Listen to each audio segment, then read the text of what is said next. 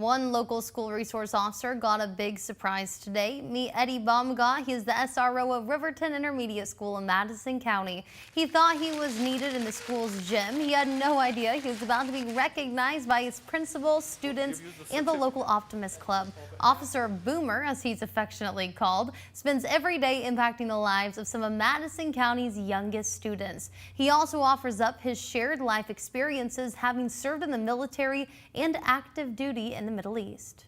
Have a positive impact on everybody that you encounter, because they may not have a good day like you do, but you can always spread the wealth, is what I always say.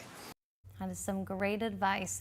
And this month of May has been declared Optimist in Action Month. All this month, the Optimist Club of Huntsville will celebrate Respect for Law Week by giving gift certificates to special SROs in the area.